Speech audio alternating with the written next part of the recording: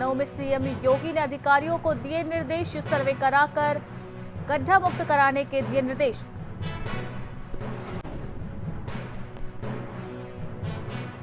रामपुर में शिक्षक दिवस पर शिक्षक की काली करतूत, आरोपी शिक्षक ने छात्रा संघ किया अमर्यादित हरकत।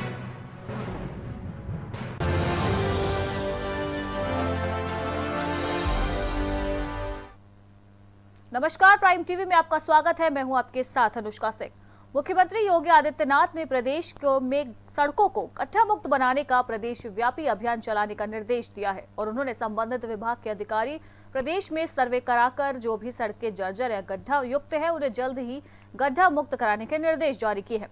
इस पर प्राइम टीवी संवाददाता अश्विनी त्रिवेदी ने नगर विकास मंत्री आशुतोष टंडन से खास बातचीत की। मुख्यमंत्री योगी आदित्यनाथ ने समस्त अधिकारियों को निर्देश दिए हैं कि 20 नवंबर तक उत्तर प्रदेश की सभी सड़कें गड्ढा मुक्त हो जानी चाहिए। इस पर ज़्यादा बात करने के लिए अभी हमारे साथ नगर विकास मंत्री आशुतोष टंडन जी मौजूद हैं। हम उनसे जानते हैं कि क्या 20 नवंबर तक उत्तर प्रदेश की सभी सड़कें गड्ढा मुक्त हो जाएंगी। सर, मुख्यमंत्री जी ने एक बार फिर समस्त अधिकारियों को निर्देश दिए हैं 20 नवंबर तक उत्तर प्रदेश की सभी सड़कें गड्ढा मुक्त हो जाएंगी। माननीय मुख्यमंत्री जी ने सभी विभागों की बैठक करके सबको निर्देशित किया है और जैसे ही 1-2 दिन में बारिश रुकती है सभी विभाग गड्ढा मुक्ति में जुट जाएंगे और मुख्यमंत्री जी द्वारा निर्धारित समय में गड्ढा मुक्ति को पूरी तरह अंजाम दिया जाएगा। सर, इससे पहले भी कई बार निर्देश दिए गए हैं, उसके बाद भी अभी उत्तर प्रदेश की कई सड़कें ऐसी हैं जहां पे गड्ढे हैं, सड़कें जर्जर हैं, अभी तक नहीं बन पाई हैं। जो भी सड़कें जर्जर हैं उनको गड्ढा मुक्त किया जाएगा। जी बिल्कुल, हमारे साथ बात करने के लिए नगर विकास मंत्री आशुतोष टंडन जी थे, जिन्होंने कहा कि जो मुख्यमंत्री जी ने अधिकारियों को समय दिया है उस समय पर उत्तर प्रदेश की सड़कें गड्ढा मुक्त हो जाएंगी। ऐसे में बड़ा सवाल उठता है कि इससे पहले भी कई कड़े निर्देश अधिकारियों को दिए गए, फिर भी अभी तक उत्तर प्रदेश की कई सड़कें गड्ढा युक्त हैं। तो अब देखने वाली बड़ी बात होगी क्या इस निर्देश पर 20 नवंबर तक उत्तर प्रदेश। वहीं उत्तर प्रदेश के मिर्जापुर जनपद स्थित विंध्याचल धाम में 8 सितंबर को झारखंड से 2 परिवार के 12 लोग पूजन के लिए निकले थे। नाविक उन्हें गंगा पार कराने के लिए ले गया। इसी बीच बारिश के साथ तेज हवा चलने लगी। मना करने के बावजूद नाविक नाव पर लोगों को सवार होकर धाम की ओर लौटने लगा। अचानक नाव में पानी भरने से वो डूब गई और वहीं नाव पर सवार 8 लोगों को बचा पाया, जबकि 3 महिला और 3 मासूम बच्चे गंगा में डूब गए। हादसे के बाद अब तक मात्र 1 ही बच्चे का शव बरामद हुआ है, जबकि 5 अभी भी लापता बताए जा रहे हैं। गंगा किनारे अपनों के शवों का इंतजार कर रहे परिजनों का सब राज टूट गया, जिसके बाद पीड़ित परिवारजन विंध्याचल थाने पर पहुंचे और व्यवस्था पर रोष जताते हुए धरना दिया। वो थोड़ा असंतुष्ट थे लोग जो है कि हमारी बॉडी जो उनके घर के लोग डूबे हुए हैं उनकी बॉडी नहीं मिली हुई थी। उन्होंने कहा हमारी बॉडी नहीं मिली, अभी तक पुलिस पूरा प्रयास नहीं कर रही है। तो इस तरह की चीज़ें थी। तो बाद में हम लोगों ने इसको समीक्षा किया और चूंकि घर वाले लोग हैं थोड़ा जिनकी घर के लोग डूबे हुए निश्चित तौर से असंतुष्ट हैं थोड़ा सा। तो अभी हम लोग बॉडी एनडीआरएफ की टीम हमारी लगी हुई थी, गोताखोर भी लगे हुए हैं, लेकिन चूंकि नहीं मिली है इसलिए असंतोष उनके अंदर था। उस असंतोष को दूर करने के लिए और टीमें बुलाई गई हैं। हमने अभी एसडीआरएफ से और जो वहाँ की जल पुलिस है इलाहाबाद प्रयागराज की, उससे भी संपर्क करके बुलवाया। वहाँ के अधिकारियों से बात किया जा रहा है और जल्दी। जनपद प्रतापगढ़ के लालगंज थाने पे एएसपी पश्चिमी की अध्यक्षता में समाधान दिवस की बैठक आयोजित की गई, जिस मौके पर राजस्व विभाग के अधिकारियों की मौजूदगी रही। कुल 16 शिकायतें निकलकर सामने आई। वहीं मौके पर 4 शिकायतों का निस्तारण किया गया। वहीं एएसपी ने बाकी शिकायतों के जल्द निस्तारण का भी आश्वासन दिया है। तो आज राजस्व विभाग के अधिकारियों की बैठक आयोजित की गई है। आपको बता दें कि आज 4 समस्याओं का निस्तारण समाधान दिवस में किया गया है। वहीं लालगंज थाने में एएसपी पश्चिमी की अध्यक्षता में समाधान दिवस की बैठक आयोजित की गई थी। आपको बता दें कि राजस्व विभाग के कर्मचारी भी इस बैठक में मौजूद रहे थे। कुल 16 शिकायतें निकलकर सामने इस पूरी बैठक में आई हैं, जिसके बाद मौके पर ही 4 समस्याओं का एएसपी ने निस्तारण कर दिया। वहीं उन्होंने विभागीय अधिकारियों को निर्देशित किया है कि बाकी बची शिकायतों का जल्द से जल्द निस्तारण किया जाए। समाधान दिवस आज थाने पर मनाया गया। इसमें राजस्व और पुलिस के कर्मी उपस्थित थे, सभी थानाध्यक्ष उपस्थित थे और तहसील के सभी कर्मचारी थे। कुल 16 प्रार्थना पत्र प्राप्त हुए, जिसमें 4 का निस्तारण कर दिया गया है। शेष में 6 ऐसे मामले हैं जिसमें टीम भेजी गई है, बाकी शेष संबंधित को दे दिया गया है। उसका निस्तारण अगले थाना। वहीं रामपुर में दयावती मोदी अकादमी कॉलेज में एक शिक्षक की काली करतूत सामने आई है, जहां शिक्षक दिवस के मौके पर एक शिक्षक अपनी छात्रा के साथ अमर्यादित हरकत करता दिखाई दे रहा है। आरोपी शिक्षक छात्रा को जबरदस्ती केक लगाने की कोशिश कर रहा है। अब आरोपी शिक्षक पर छात्रा के पिता की तहरीर के आधार पर कोतवाली सिविल लाइंस में मुकदमा दर्ज कर लिया गया है। वहीं पुलिस ने आरोपी शिक्षक को गिरफ्तार भी कर लिया है। इसी संबंध में रामपुर एसएसपी डॉक्टर संसार सिंह ने बताया कि इस संबंध में उनके खिलाफ धारा 354 और पॉक्सो एक्ट के तहत मुकदमा पंजीकृत किया गया है और आरोपी टीचर को फिलहाल गिरफ्तार कर लिया गया है। थाना सिविल लाइन क्षेत्र के रहने वाले एक व्यक्ति ने थाना सिविल लाइन पर एक तहरीर दी कि उसकी बेटी कक्षा 11 की छात्रा है और कोचिंग में पढ़ने जाती है। कोचिंग में जो टीचर हैं आलोक कुमार सक्सेना, उनके द्वारा उनकी पुत्री के साथ अश्लील हरकत की गई और मना करने के बावजूद जबरन उसके मुंह को केक लगाया गया। इस संबंध में 354 और पॉक्सो एक्ट के तहत थाना सिविल लाइन पर मुकदमा पंजीकृत कर दिया गया है और टीचर को गिरफ्तार कर दिया। संभल सदर कोतवाली के मोहल्ला जगत के रहने वाले चांद खास संभल से दिल्ली के लिए गाड़ी चलाते हैं, जिसमें वह सवारियां संभल से दिल्ली लेकर जाते हैं। आज जिस समय अपनी गाड़ी पर सवारियां बिठा रहे थे, तभी दबंग बबलू चौधरी गाड़ी में सवारियां बिठाने से उनको मना करने लगा, जिसके चलते चांद खां ने इसका विरोध किया और सवारियां न बिठाने का कारण पूछा। इस पर चौधरी और उसके 4 गुंडों ने चांद खां को मारना पीटना शुरू कर दिया। चांद खां का आरोप है कि उसे धारदार हथियारों से और लाठी डंडों से जबरदस्त पीटा गया है। पीड़ित ने किसी भी तरह अपनी जान बचाई, साथ ही पुलिस को पूरे मामले की सूचना दी। पुलिस पीड़ित का मेडिकल कराकर आरोपी के खिलाफ मामला दर्ज कर चुकी है। मुझे जो होगा बबलू चौधरी सवारी बिठा रहा था, तो अपने गुंडों को लाके उनने मुझे गाड़ी में सवारी नहीं बिठाने दी और मुझे मरवाया उनने। गाड़ी कहाँ को चलाते हैं आप? संभल दिल्ली चलाता हूँ। आज क्या बात हुई फिर? मैं सवारी बिठा रहा था दिल्ली के लिए।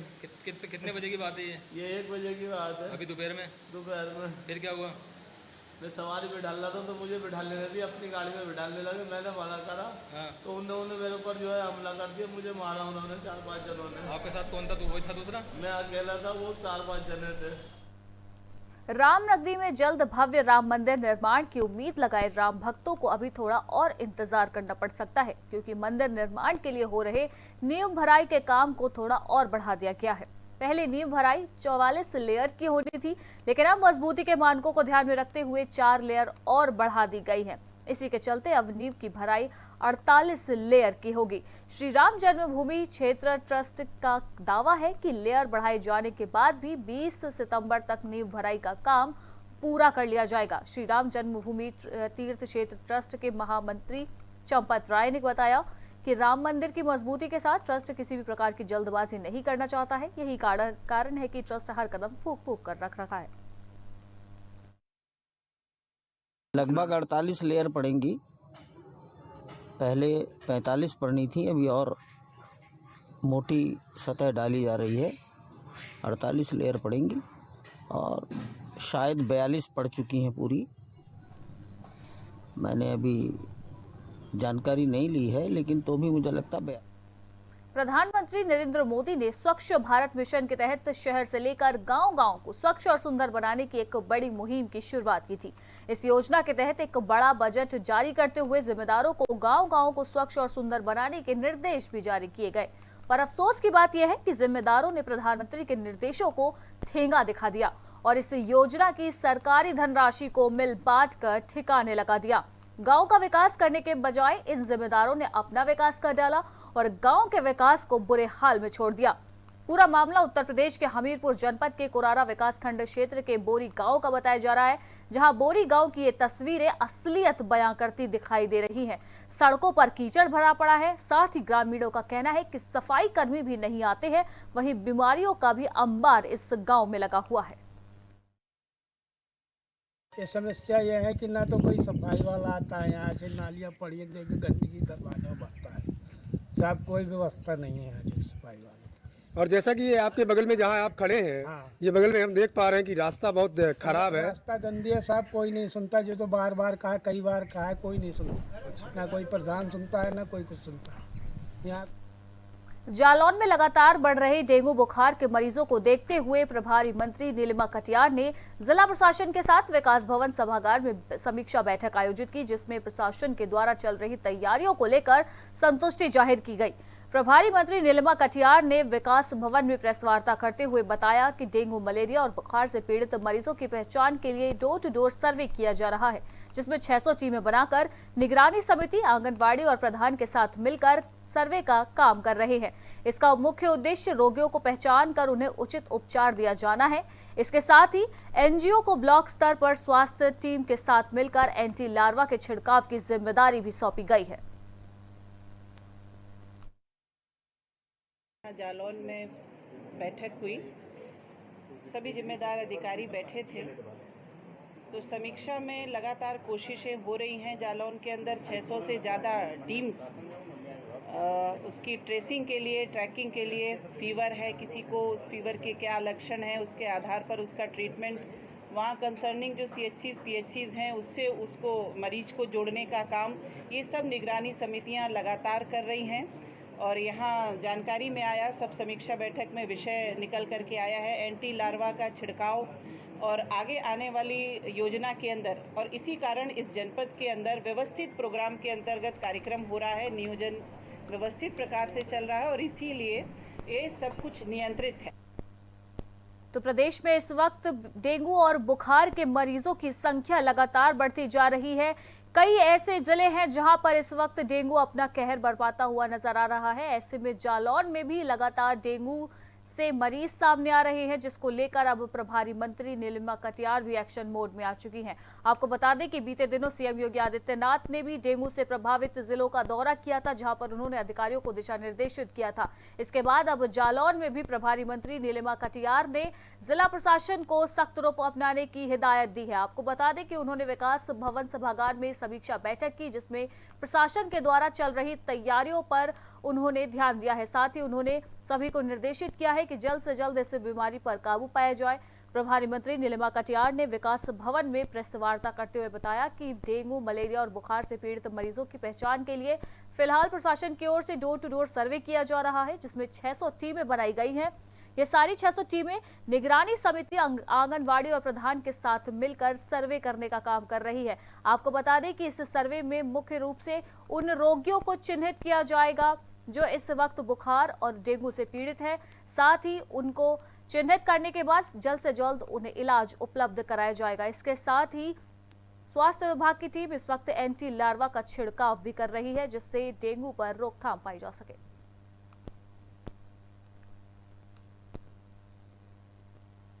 वहीं जनपद जालौन के 8 थाना क्षेत्र के ग्राम इंगुई कला में एक सनसनीखेज मामला सामने आया, जहां रात्रि के समय अपने घर के बाहर चारपाई पर सो रहे पूर्व प्रधान के 43 वर्षीय बेटे राम सेवक को अज्ञात लोगों ने सिर पर गोली मारकर मौत की घाट उतार दिया। सुबह जब ग्रामीणों ने खून से लथपथ शव को देखा तो पूरे गांव में सन्नाटा छा गया, जिसकी सूचना तत्काल ग्रामीणों ने पुलिस को दी। वहीं सूचना मिलते ही मौके पर पहुंची स्थानीय पुलिस और फॉरेंसिक टीम जांच पड़ताल में जुट गई है। वहीं मामले को गंभीरता से लेते हुए पुलिस के आला अधिकारी भी घटना स्थल पर पहुंचे। फिलहाल पुलिस ने शव को कब्जे में लेकर पोस्टमार्टम के लिए भेज दिया है। ये हमारा लड़का था, राम सेवक नाम है इसकी उम्र करीब 43 साल है। और घटना के बारे में अभी क्लियर नहीं हो पाया किसने क्या किया, गोली मार दी, उसमें एक्सपायर हो गया लड़का। आपको कैसे जानकारी हुई है? सुबह देखा तब क्या नाम से जानकारी हुई कि गोली। राजधानी लखनऊ के पूर्वी विधानसभा क्षेत्र में नगर निगम की ओर से कई काम किए जा रहे हैं। विभिन्न कार्यों का शिलान्यास करने के लिए नगर विकास मंत्री आशुतोष टंडन पहुंचे। इस शिलान्यास कार्यक्रम के तहत 3 तालाबों को मरम्मत करते हुए फिर से उपयोग में लाया गया। साथ ही कई मार्गों का सुधार का काम भी इस वक्त चल रहा है। इस कार्यक्रम के मौके पर लोगों को संबोधित करते हुए नगर विकास मंत्री आशुतोष टंडन ने कहा कि हमारे प्रदेश का विकास कोरोना काल में भी नहीं रुका, हम लगातार काम कर रहे हैं। पेयजल और पानी निकासी की समस्या का समाधान भी फिलहाल कर दिया गया है। आज प्रदेश की जनता काफी खुश है। राजधानी अब भी किसी भी सुविधा में पीछे नहीं रही है। इन्हीं सारे मुद्दों को लेकर हमारे संवाददाता ने नगर विकास मंत्री आशुतोष टंडन से खास बातचीत की। राजधानी की पूर्व विधानसभा में नगर निगम कई सुधार कार्यों का आज शिलान्यास किया गया। हमारे साथ मौजूद है उत्तर प्रदेश के नगर विकास मंत्री आशुष टंडन जी जानते हैं क्या इस कार्यक्रम की शिलान्यास में किया गया है। आज यहाँ लगभग 4 करोड़ की लागत से 3 तालाबों के पुनर्जीवन की परियोजनाओं का शिलान्यास हुआ। उनको पुनर्जीवित किया जाएगा, सौंदर्यीकरण किया जाएगा और उनमें मिनी एसटीपी भी लगाए जाएंगे आगे चल के, जिससे उस इलाके की जल भराव की समस्या भी दूर हो सके। जो बारिश का पानी है वो शोधन होने के बाद उसमें आ सके और एक सुंदर स्थान वहाँ के निवासियों को घूमने टहलने के लिए मिल जाए। साथ ही साथ विभिन्न क्षेत्रों में 19 सड़कों का भी शिलान्यास का कार्यक्रम हुआ है और ये एक सतत प्रक्रिया है। लगातार जहाँ जहाँ आवश्यकता होती है वो सड़कों के निर्माण अन्य कार्य होते हैं। इसके अलावा और कौन कौन सी परियोजनाएं हैं जो भविष्य में की जानी है? भविष्य में लखनऊ में लगभग 1000 पार्कों के सौंदर्यीकरण का एक साथ एक कार्यक्रम होकर शिलान्यास अगले महीने होगा। कुकरेल नदी के बारे में आपका क्या विकसित किया जाएगा? कुकरेल नदी में सारे नाले पिछले कई दशकों से मिलके और उसको उन्होंने नाले का रूप कर दिया। अब उसमें दोनों तरफ नाले बन रहे हैं। जो नाले आ रहे हैं, जो बनेंगे नाले, उनमें मिल जाएंगे वो और सीधे एसटीपी पे चले जाएंगे और नदी की डिसल्टिंग नगर निगम कराने वाला है। उसके बाद नदी को पुनर्जीवित किया जाएगा। तो ये थे हमारे साथ नगर विकास मंत्री आशुतोष टंडन। उनका कहना है कि लगभग 19 सुधार कार्यों का शिलान्यास आज किया गया है। इसके अलावा राजधानी में लगभग 2000 पार्क है, जिसमें से 1000 पार्क का भी बेहतर तरीके से विकसित किया जाने की परियोजना हमने बनाई है। और कुकरेल नाला, जिसको अब तक लोग नाला बोलते थे, उसको एक नदी के रूप में विकसित करने की परियोजना भी भविष्य में नगर विकास मंत्रालय द्वारा स्वीकृत की जाएगी। कैमरा पर्सन मन्ना के साथ गौरव श्रीवास्तव, प्राइम टीवी। प्रदेश में इस समय वायरल फीवर और डेंगू का प्रकोप चरम पर है और राजधानी लखनऊ में भी लगातार डेंगू के मामले सामने आ रहे हैं। इसी कड़ी में नगर निगम लखनऊ ने बीमारी से जनता को बचाव के लिए मोर्चा खोल दिया है। आपको बता दें कि शहर के अलग अलग इलाकों में दवा का छिड़काव इस वक्त किया जा रहा है। बीमारियों के संक्रमण को कम करने के लिए नगर आयुक्त अजय कुमार द्विवेदी ने एक विशेष अभियान चलाया है। इस अभियान के तहत कई व्यवस्थाओं को दुरुस्त किया जा रहा है और लोगों को बीमारियों से सतर्क रहने के लिए कहा गया है। नगर निगम के इस विशेष अभियान को लेकर हमारे संवाददाता ने नगर आयुक्त अजय कुमार द्विवेदी से खास बातचीत की। प्रदेश में वायरल फीवर का इस समय संक्रमण फैल रहा है। राजधानी विषय सूची नहीं है, कई केस निकल रहे हैं। जानते हैं कि नगर आयुक्त अजय द्विवेदी जी क्या तैयारियां हैं, कहां तक फॉगिंग हो रही है, क्या किस तरह से इसको रोकथाम के उपाय किए जा रहे हैं? देखिए, लखनऊ नगर निगम क्षेत्र में पूर्व के एक्सपीरियंस के आधार पर 11 हॉटस्पॉट एरिया चिन्हित किए गए जहां से केसेस मिले हैं और 30 वार्ड ऐसे चिन्हित किए गए जो संवेदनशील है। इन सभी 11 हॉटस्पॉट में नोडल अधिकारी बना दिए गए हैं और यहाँ पे प्रतिदिन 2 बार कूड़ा उठान, एंटी लार्वा का छिड़काव, फॉगिंग इत्यादि के कार्य कराए जा रहे हैं। बाकी जो वार्ड हैं उसमें विशेष सफाई अभियान चलाया जा रहा है। सभी जो लगभग 450 मलिन बस्तियां हैं लखनऊ नगर निगम क्षेत्र के अंतर्गत, इनमें एंटी लार्वा छिड़काव, फॉगिंग और साफ़ सफाई का अभियान 2 हफ्तों तक चलाया गया है। हम उम्मीद करते हैं कि इससे जो आगे जो बढ़ने वाले केसेस हैं उसमें कमी आएगी और पूर्व के वर्ष के मुकाबले इस बार स्थिति नियंत्रण में केसेस उसके मुकाबले काफ़ी कम है। जल भराव की समस्या भी काफ़ी जगह पे है, जिससे कि इस तरह की संक्रमण बीमारी फैलने की संभावना ज़्यादा रहती है। उनके निराकरण के लिए क्या करेंगे? देखिए, कई जगह जो नेचुरली लो लाइंग एरिया हैं जैसे फैजुल्लागंज इत्यादि एरिया हैं, तो वहाँ पे जलकल विभाग के माध्यम से पंपिंग सेट लगा के और सक्शन मशीन लगा के पानी जो है पंप आउट किया गया है। जो खाली प्लाट हैं उसमें बृहद स्तर पर निर्देश दिए गए सभी जोनल अफसर को, उनकी साफ़ सफाई कराई जाए ताकि वहाँ कोई पानी जो है एकत्र ना हो। योगी जी का आदेश है कि 20 नवंबर तक सड़कें गड्ढा मुक्त हो जाएं, उसके लिए क्या करने वाली है? देखिए, हम ये सर्वे करा रहे हैं जहाँ जहाँ नगर निगम की जो सड़कें हैं उन पर गड्ढा है। ये सर्वे हमारा लगभग 1 हफ्ते के अंदर पूर्ण हो जाएगा। उसके बाद उसके लिए हमने लगभग 10 करोड़ की धनराशि आवंटित की है, तो इनको जो है समयबद्ध रूप से ये गड्ढा मुक्ति का कार्य कराया जाएगा। तो ये थे हमारे साथ नगर आयुक्त अजय कुमार द्विवेदी। उनका कहना है जिस तरह से सरकार का आदेश है उस तरह से हम काम कर रहे हैं। नोडल अधिकारी नियुक्त किए गए हैं, एक अभियान भी चलाया हुआ है जिससे कि मलिन बस्तियों में इस तरह की बीमारियों को फैलने से रोका जा सके। हॉट स्पॉट एरिया भी चिन्हित कर लिए हैं, वहाँ पर फॉगिंग भी कराई जा रही है। इसके साथ ही जल भराव की समस्या का निराकरण करने का भी उपाय किया जा रहा है। वहीं योगी जी के आदेश पर कि 20 नवंबर तक सड़कें गड्ढा मुक्त हो जाए, उन्होंने कहा इसके लिए धनराशि भी जारी की गई है और चिन्हित कर रहा है जहाँ जहाँ पर सड़कों में गड्ढे हैं उनको भराने के पूरे प्रयास नगर निगम द्वारा किया जाएगा। कैमरा पर्सन मन्ना के साथ गौरव श्रीवास्तव, प्राइम टीवी। लखीमपुर खीरी में बुखार का प्रकोप इस वक्त हर घर पर टूट रहा है। लोगों की समझ में नहीं आ रहा है कि इस बुखार से किस तरह से निपटा जाए। रहस्यमय बुखार के बढ़ते जिलाधिकारी और सीएमओ ने गांव का निरीक्षण किया। अधिकारियों ने टीम को निर्देश देते हुए कहा कि किसी भी स्थिति से निपटने के लिए तैयार रहने के लिए अलर्ट मोड पर रहा जाए। निरीक्षण के दौरान संबंधित अधिकारियों को तत्काल मरीजों को पर्याप्त दवाई देने के लिए कहा गया है और गंभीर मरीजों के लिए इमरजेंसी सेवाएं देने के आदेश जारी किए गए हैं। बुखार के मरीजों के सामने आने के बाद सीएमओ डॉक्टर शैलेंद्र भटनागर ने जानकारी देते हुए बताया कि अस्पताल में मरीजों का खास ध्यान इस वक्त रखा जा रहा है। साथ ही डीएम ने सामुदायिक स्वास्थ्य केंद्र के अधीक्षक से अब तक हुई सैंपलिंग की भी जानकारी ली।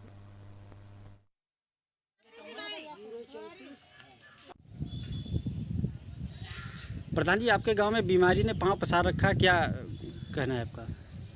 उसके लिए टीम गठित है, पूरा अपना अपना मतलब पूरा काम कर रही है घर घर जाकर के। तो मालूम चला कि धीरे धीरे करके 4-6 दिनों के अंदर 22 मलेरिया के मरीज निकले, जिनकी वजह ये थी कि यहाँ पे पानी का स्टैग्नेशन था, लोगों को जागरूकता नहीं थी कि कैसे मलेरिया से बचा जाए।